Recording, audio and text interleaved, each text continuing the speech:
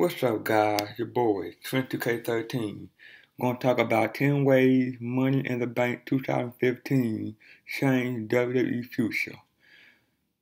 This comes from WhatCulture.com. Money in the Bank 2015 was a night of change for WWE.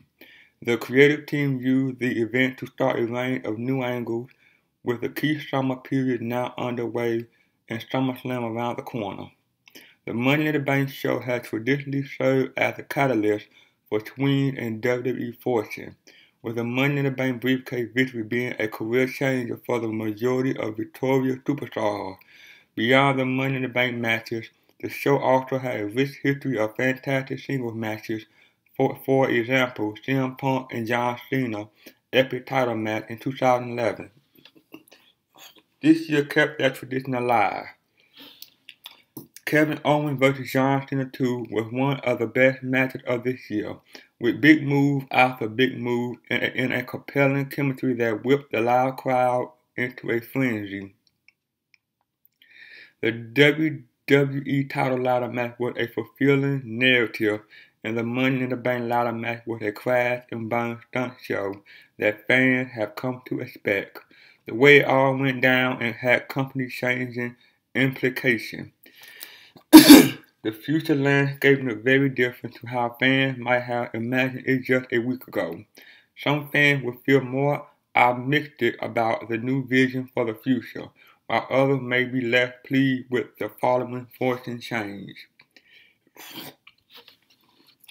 Number 10. Bray Wyatt vs. Roman Reigns set to be one of big stories of the summer. One of the very biggest angles that played out at Money in the Bank was Bray Wyatt's sudden attack on Roman Reigns. The moment came about when Reigns was atop a ladder, about to pull down the briefcase and become Mr. Money in the Bank. Instead, Wyatt's music and video played. When the camera cut back to the ring, Wyatt was under the ladder and he dumped Reigns off of it.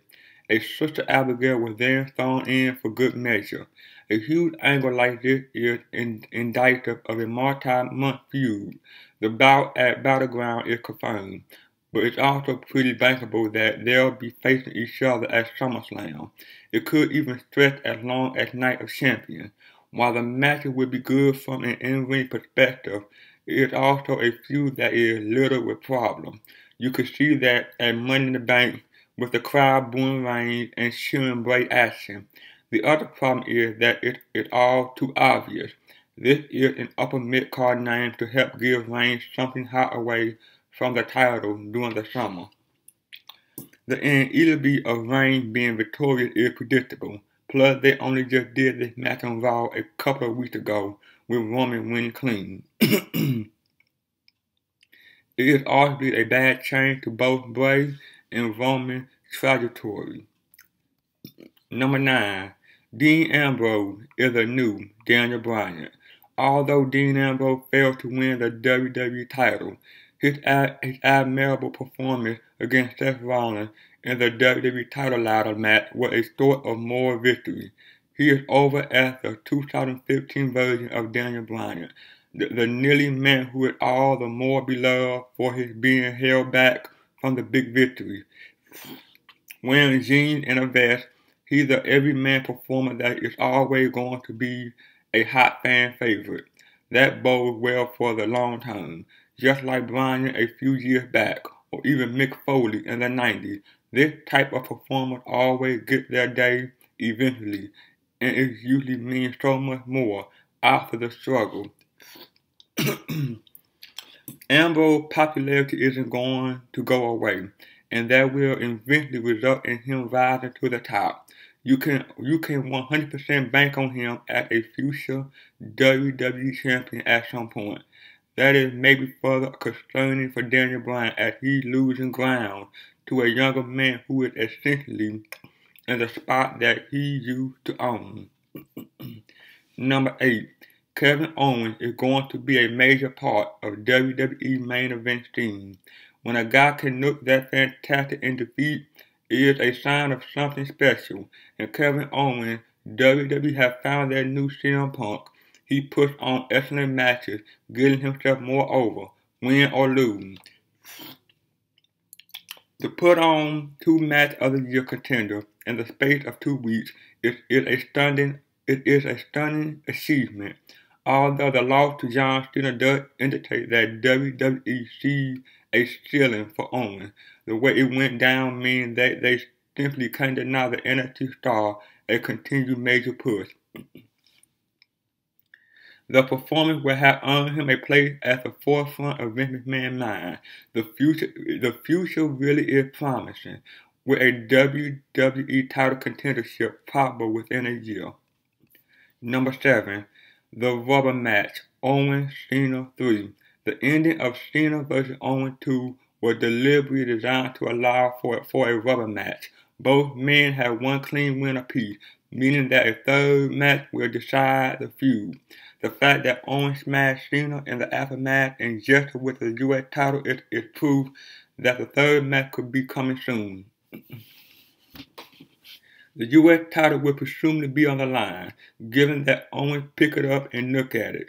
Obviously, the match could be ready to go at Battleground, but it probably makes more sense to save it for SummerSlam.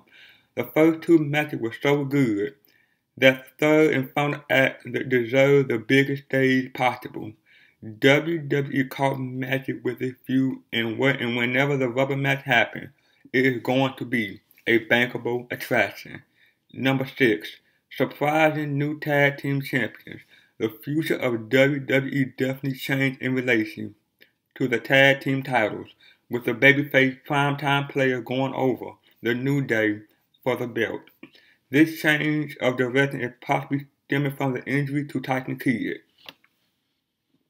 Perhaps it was originally meant to be Cesaro and Kidd taking those belts.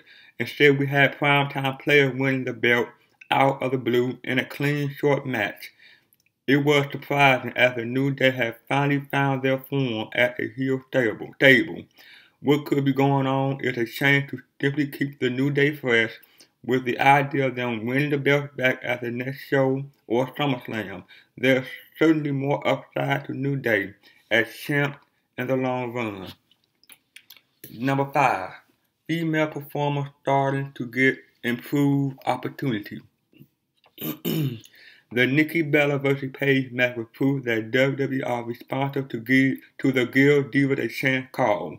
The girls won place in a death spot, and they had plenty of time to get in meaningful action and storytelling. They actually had 11 minutes and 18 seconds of action. That was double what the tag team match had and double what Ryback vs. Big Show had. Crucially, the girls didn't squander the opportunity. It was a fairly decent effort. That means we could see even more positive diva booking in the future. The only complaint would perhaps be that the creative was flawed in the way it was booked, with Nikki Reigns seemingly going on forever, but as in-ring workers, both girls are improving all the time. Number 4, Ryback momentum is already dead.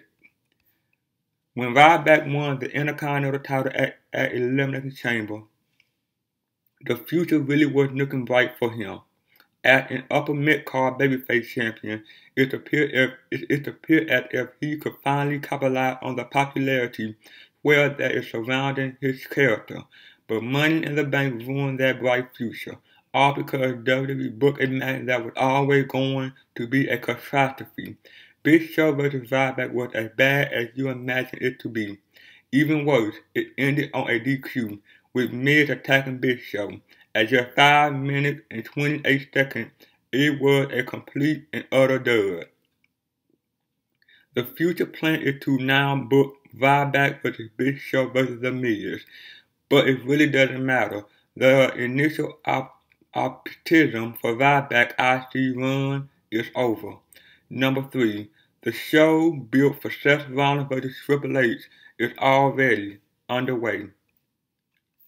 Seth Rollins vs. Triple H is a long-term direction that WWE are wanting to build. Hunter has always been Rollins' biggest fan, and of course he wants to work with talented guys who he can have special matches with.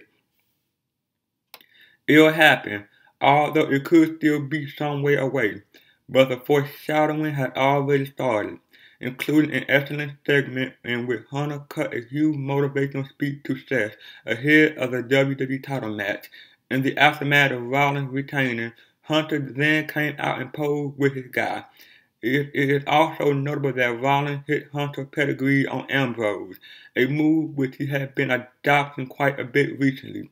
Even there is a way of foreshadowing the eventual master versus student program. It is all part of a structural and long build. The big question for further down the line is, does Rollins go babyface against the oppression of the authority, or is it a case of Hunter going face against the arrogant and ungrateful student? Wherever the WWE goes with, the groundwork has already started. Number 2. Sheamus' career rejuvenated. Undoubtedly one of the biggest implications for WWE Shane's future was Sheamus winning the Money in the Bank briefcase. This move was designed to rejuvenate his career as a way of getting him back to the main event level that he enjoyed in his 2009 to 2012 run. He was one of the best paid wrestlers and a favorite of Triple H, so they really want to get him back to that main event level. With a solid heel persona in the briefcase, he absolutely set up to be a big star over the next 12 months. A WWE title match is obviously a guarantee, and a run as champion is also highly probable. That sets up a range of interesting possibilities for the WWE. Sheamus isn't a cool heel like Seth Rollins.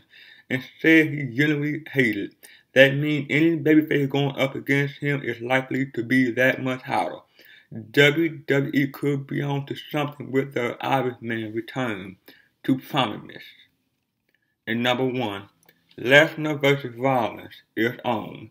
The end of Money in the Bank saw Seth Rollins defeating Dean Ambrose and putting to bed what had been a fun mini feud. The attention now switches to Rollins' next feud, which is expected to be one of the biggest narratives of the year. Brock Lesnar is scheduled to return on Raw. Money in the Bank sets the table perfectly for that comeback. Rollins was left looking strong in the way that he brutalized Ambrose, with a chair and ladder towards the end of the match. In the aftermath of his victory, he then showed off at his accomplishment, pronouncing that nobody could stop him. That's the cue for Brock Lesnar tonight on Raw. Rollins has enjoyed a steady stream of B-level narratives since he won the title at WrestleMania, but the real business starts now. Money in the Bank has left him ready for the match of his life with Brock Lesnar. Well, that's it, guys. Like, comment, subscribe. See you guys on the next one. Peace.